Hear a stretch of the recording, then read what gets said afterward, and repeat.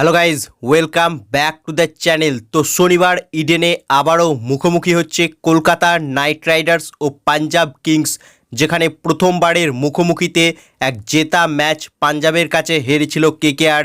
এর ফলে কেকেআর টিমকে অনেক ট্রোল করেছিল পাঞ্জাব কিংস।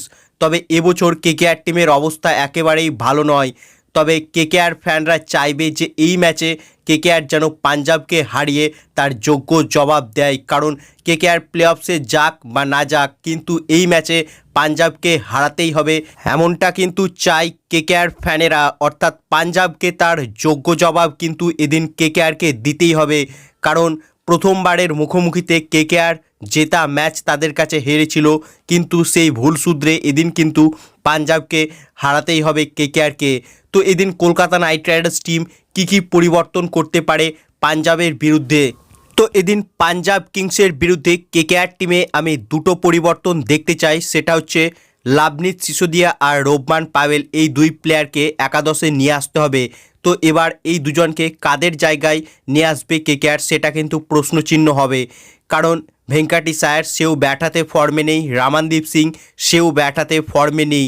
তাই ভেঙ্কাটিস আয়ার অথবা রামানদীপ সিং এই দুজনের মধ্যে একজনকে বাদ দিয়ে লাভনীত সিসোদিয়াকে নিয়ে আসতে হবে, আর রহমানুল্লাহ গুরবাজকে বাদ দিয়ে তার জায়গায় রোবমান পাওয়েলকে নিয়ে আসতে হবে।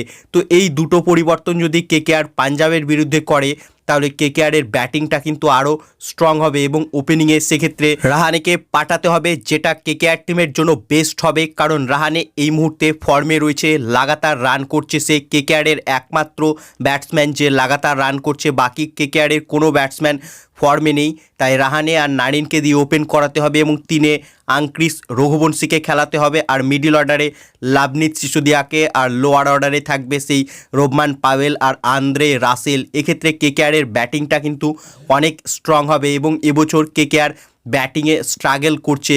তাই লাভনীত সিসোদিয়া আর রোবমান পাওয়েল এই দুই প্লেয়ারকে একাদশে নিয়ে আসতেই হবে। তো কেকেআর টিম যদি পাঞ্জাবের বিরুদ্ধে এই পরিবর্তনগুলো একাদশে করে, তাহলে কিন্তু তারা কামব্যাক করতে পারে, কারণ কেকেআর কিন্তু এখনও টুর্নামেন্ট থেকে ছিটকে যায়নি।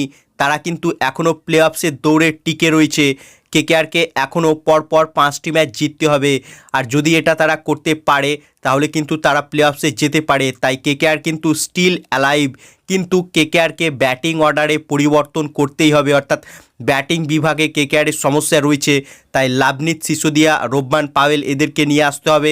ফিনিশিংও ঠিক হচ্ছে না কেকেআরের, আর মিডল অর্ডারে একেবারে রান করতে পারছে না কেকেআরের ব্যাটসম্যানরা, স্পিনারদের এগেনস্টে স্ট্রাগল করছে। তাই ভারতীয় ব্যাটসম্যান লাভনীত সিসোদিয়া আর ফিনিশিংয়ে রোবমান পাওয়েলকে নিয়ে আসতে হবে। আর এই পরিবর্তনগুলো যদি কেকেআর করতে পারে পাঞ্জাবের বিরুদ্ধে, তাহলে কিন্তু কেকেআর স্ট্রংলি কামব্যাক করতে পারে। বাকি তোমাদের মতে পাঞ্জাবের বিরুদ্ধে কেকেআরকে তাদের প্লেইং ইলেভেনে কী পরিবর্তন করা উচিত তা কমেন্ট বক্সে লিখে জানাও, এবং ভিডিওটি ভালো লাগলে ভিডিওটিকে করো লাইক, এবং আইপিএল ও কেকেআর সম্বন্ধে আরও খবর পাওয়ার জন্য চ্যানেলকে করো সাবস্ক্রাইব। ধন্যবাদ।